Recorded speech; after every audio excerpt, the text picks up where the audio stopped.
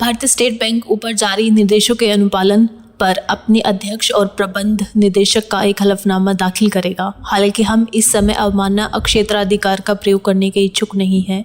हम निर्देश देते हैं कि बैंक ऑफ इंडिया को नोटिस दिया गया है कि अगर वह इस आदेश में बताई गई समय सीमा का पालन नहीं करता है तो यह अदालत जानबूझकर अवज्ञा के लिए उनके खिलाफ कार्रवाई कर सकती है। सुप्रीम कोर्ट ने अपने आदेश में 11 मार्च 2024 को SBI पर टिप्पणी करते हुए कहा, नमस्कार, मैं हूं सुजाता सैनी और आप देख रहे हैं इंडिया स्पीक्स डेली।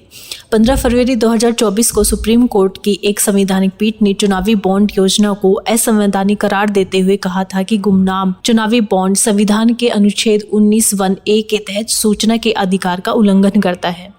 बैंक को चुनाव के लिए 12 अप्रैल 2019 से लेकर अदालत के अंतरिम आदेश के बाद से भारत के चुनाव आयोग को 3 सप्ताह के अंदर यानी कि 6 मार्च तक सभी बॉन्ड की खरीद का विवरण प्रस्तुत करने के लिए निर्देश दिया गया था। चुनावी बॉन्ड मामले में एक अहम फैसले में सुप्रीम कोर्ट ने 11 मार्च को बॉन्ड विवरण प्रस्तुत करने के लिए अदालत के पहले यानी कि पिछले निर्देशों के अनुपालन के लिए स्टेट बैंक ऑफ इंडिया द्वारा दायर समय सीमा के लिए एक आवेदन को खारिज कर दिया है। आपको बता दें कि विवरण देने में SBI अधिक समय ले रहा है, जिसमें कि 11 मार्च तक अभी तक चुनाव आयोग को जो बॉन्ड खरीदारी की गई थी उसका विवरण प्रस्तुत नहीं किया गया है। तो इस पर आधारित एक आवेदन को सुप्रीम कोर्ट ने खारिज किया। आपको बताना चाहेंगे कि सोमवार को स्टेट बैंक ऑफ इंडिया ने सुप्रीम कोर्ट में पुनः चुनावी बॉन्ड का डेटा सार्वजनिक करने में देरी का बहाना बनाया। इस मामले पर सुप्रीम कोर्ट बहुत सख्त दिखाई दिया है। SBI जिस ढंग से चुनावी बॉन्ड की जानकारी देने में कानूनी सुविधाओं का इस्तेमाल कर रहा है, उसे लग रहा है कि वह सुप्रीम कोर्ट को गुमराह करने की कोशिश कर रहा है।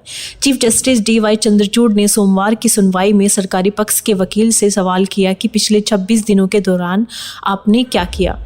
SBI के अधिवक्ता हरीश साल्वे जी ने कहा, हमें माइलॉर्ड के आदेश का पालन करने के लिए थोड़ा और समय चाहिए। हमारे पास विवरण है, मैं यह नहीं कह रहा हूं कि हमारे पास नहीं है। यह कठिनाई भारतीय स्टेट बैंक द्वारा दर्ज की गई जानकारी को अलग थलग कर देने के कारण पैदा हुई थी। साल्वे ने स्वीकार किया कि SBI के पास क्रेता का विवरण है, लेकिन उन्हें बॉन्ड संख्या के साथ मिलान करने में कठिनाई आ रही है। इसके अलावा उन्होंने उल्लेख किया कि कुछ जानकारी डिजिटल रूप से नहीं बल्कि शारीरिक रूप से रखी गई है, जिसके कारण यह कठिनाई प्रस्तुत हुई।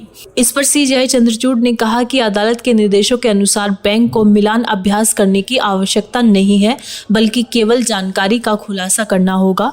प्रमुख न्यायाधीश ने यह भी कहा कि उनके KYC रिकॉर्ड से पता चलता है कि बैंक के पास सभी आवश्यक विवरण है। इसके अलावा भी इतना अधिक समय लग रहा है। सुप्रीम कोर्ट की सख्ती के बाद SBI को यह डेटा उपलब्ध कराना ही होगा।